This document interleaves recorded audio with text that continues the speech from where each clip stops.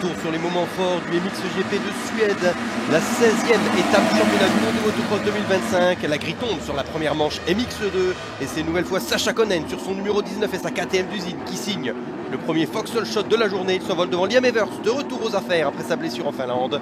Thibaut Bénistant pour la France est 3e après sa pole du samedi. On retrouve également dans le top 5 Mathis Wallin et André Adamo. André Adamo qui attaquera d'abord Mathis Wallin dans le premier tour, puis ensuite s'attaquera à Liam Evers. Adamo très incisif dans la première partie de manche MX2. On retrouve en dehors du top 10 Simon Lagenfelder. Lagenfelder qui battra pour revenir aux avant-postes. Kaido Wolf également très incisif, très efficace dans les ornières de Suède, prendra l'avantage sur Mathis Wallin. On se bat ici pour la 4e place. Mathis Wallin devant, réplique, ça ne passera pas. André Adamo pendant ce temps est revenu sur la tête de course et Sacha Konen, ça passe ici à l'extérieur. André Adamo qui s'envole pour la victoire de manche. Derrière, Lagenfelder continue d'attaquer, revient sur Mathis Wallin dans les derniers tours et arrachera un top 5 de manche après une magnifique remontée. Dernier tour, Liam Evers est sous pression depuis quelques instants de son coéquipier Kaido Wolf. Ça passe ici avec une magnifique trace pour De Wolf devant André Adamo.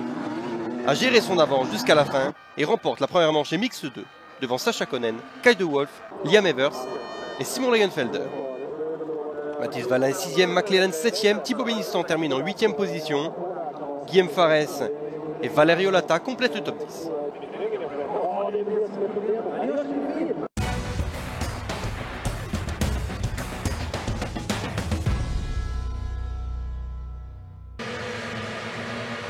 En seconde manche MX2, regardez bien à droite de l'écran avec un départ supersonique de Thibaut Bénistant. Il profite de sa place tout à l'intérieur après sa pole position Foxhole Shot.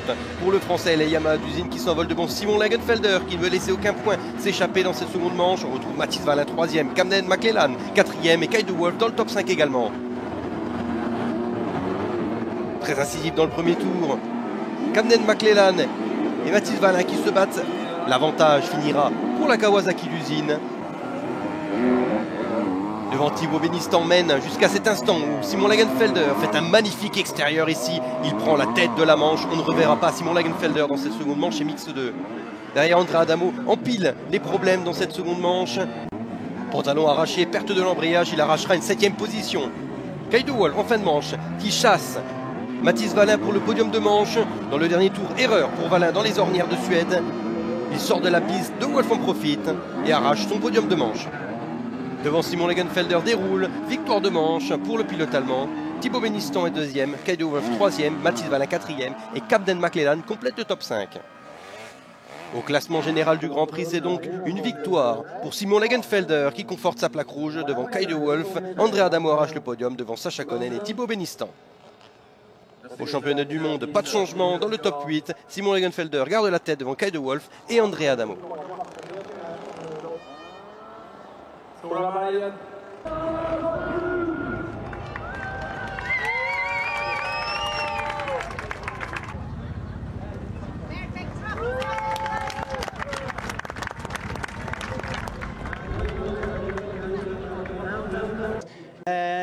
Revenir de, je crois, en dehors du top 10 et montrer que je peux être rapide, faire des dépassements, pousser tout le monde et ouvrir de nouvelles lignes, recouper celle-ci. Je suis vraiment content de faire ça derrière les autres.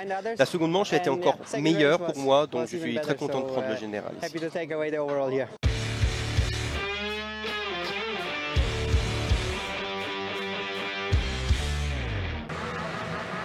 En catégorie MXGP, la grille tombe sous le soleil de Suède avec un départ électrique pour Romain Fèvre qui signe son 6e Foxhole Shot de la saison. Il s'envole devant Jeffrey Herlings le second et le héros local Isaac Gifting est 3e devant Tim Geiser qui est de retour aux affaires. On retrouve également dans le top 5 Maxime Renault. Isaac Gifting qui tente tout de suite de suivre les favoris du championnat du monde. Derrière, très incisif, Jeff Herlings tente d'attaquer, ça ne passera pas sur Romain Fèvre dans les premiers tours. C'est Isaac Gifting avec un magnifique extérieur qui prend l'avantage sur la légende du MXGP, soutenu par un grand public local.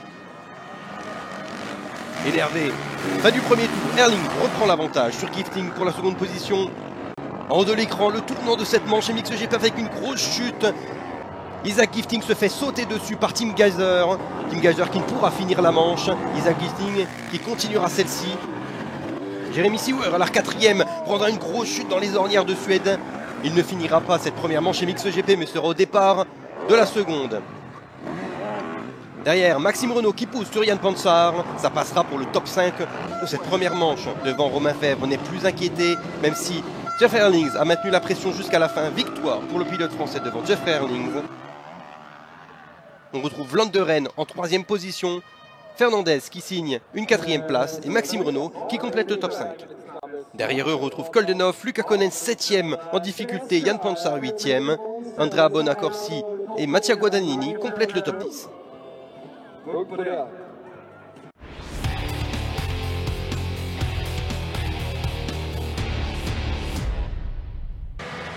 La grille s'abaisse sur la seconde manche chez MixGP qui restera gravée dans l'histoire. Isaac Gifting, revanchard de la première manche, veut surprendre tout le monde. Romain Fèvre signe un nouveau Foxhole Shot devant Gifting qui réussit son départ. On retrouve Jeff Herlings en 3e position, Tim Geiser 4e, les Yamaha d'usine en 4e et 5e position pour Renault et Vlanderen. Tout de suite à l'attaque, le 5 quintuple champion du monde. Jeff Herlings prend l'avantage sur Gifting. La catastrophe continue pour Luca Konen ce week-end qui chute dans le 3e virage avec Andrea Bonacorsi. Tim Geiser à l'attaque. Décidément, ces deux pilotes qui ne se lâcheront pas ce week-end. Ça passera pour le pilote slovène en force sur Isaac Gifting. Quelques tours plus tard, catastrophe pour Geiser qui perdra l'avant dans les ombres et les ornières de Suède. Isaac Gifting se retrouve alors en 3e position. Derrière, les deux Yann d'usine poussent très fort sur la Yamaha JK Racing. Ça ne passera jamais. Maxime Renault part à l'erreur. Calvin Vlanderen en profite. À 3 tours de l'arrivée, Gifting en feu. Double avec une magnifique trajectoire. Jeffrey Herlings, il est alors en seconde position juste derrière Romain Fèvre. Dernier tour. Avec la même trajectoire, Gifting qui pousse Fèvre, prend l'avantage et la tête de la manche. Le circuit du Devala est littéralement en feu à cet instant. Et 3 virages plus tard, c'est la chute, la désillusion pour Isaac Gifting. Romain Fèvre s'envole vers la victoire devant Herlings. Maxime Renault est revenu en 3e position. Peu importe, Isaac Gifting a construit sa légende ici à la maison à Uddevalla en 2025. Ce n'est certainement que partie remise. Au classement du Grand Prix, c'est finalement Romain Fèvre qui l'emporte devant Jeff Herlings. Calvin Vlanderen arrache un magnifique podium devant Maxime Renault 4e. Au classement du championnat du monde, excellente opération pour Romain Fèvre qui quitte la Suède avec désormais 41 points avant les 4 derniers débats de la saison. Victoire de manche qualificative, 2 victoires de manche, premier coup du chapeau pour Romain Fèvre en 2025, retour sur le podium pour Jeff Herlings, tandis qu'Isaac Gifting est passé d'outsider à héros national.